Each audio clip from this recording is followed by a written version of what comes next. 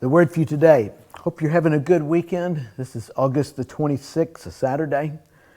Sometimes forgiving requires focus and energy.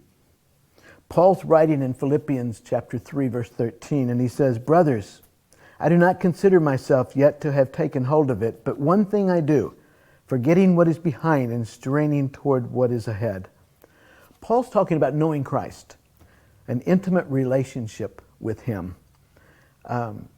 He talks about wanting to experience the power of Jesus. It creates in him a desire, creates in Paul a desire for Jesus. Loving Him enough that Paul would gladly suffer for Him. Wow. He wants to know Jesus in such an intimate way that nothing else matters. Our title is Sometimes Forgiveness Requires Focus and Energy. Well, what is forgiveness? It's an intentional decision to let go of resentment and anger. Intentional decision. I don't know about you, but sometimes it's hard for me to intentionally let go of resentment and anger. But when I don't do that, when I hang on to that unforgiveness, it keeps me from growing in my spiritual life. So let's take a look at what Paul is saying here and see how what Paul is saying and his desire to grow, how this can help us grow. First he says brothers. And what he means is brothers and sisters. Brothers means mankind, not just the guys, but guys and the girls. Brothers, I do not consider yet to have taken hold of it.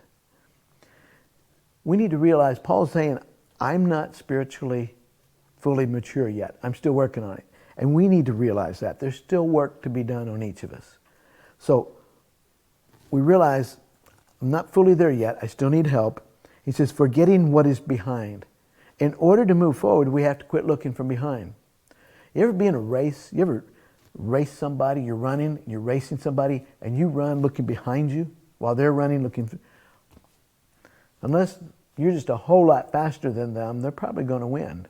Because when we look behind, it slows us down. We must let things in the past be in the past. Can't do anything about them. We need to learn from them, but then we need to let them go and move forward.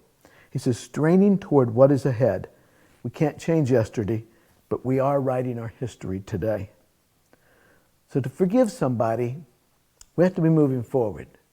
We look and see what we did wrong, make amends where we can, and then we have to let go of it and move forward. Remember how much God has forgiven you. If you ever have trouble forgiving other people, remember how much God has forgiven you. And then let go of those feelings of resentment and anger. Just let those things go. You know, it's kind of like our car. When you get in your car, there's a message of this. You get in, you settle in the driver's seat, you put the seatbelt on, and there's got this little mirror right here. This little mirror where you can see behind you. The little mirror. But right in front of you, you got this big, wide windshield. So you can see what? What's in front of you. A little mirror to see what's in the past where you've come, but a big windshield to see the future. How are you operating?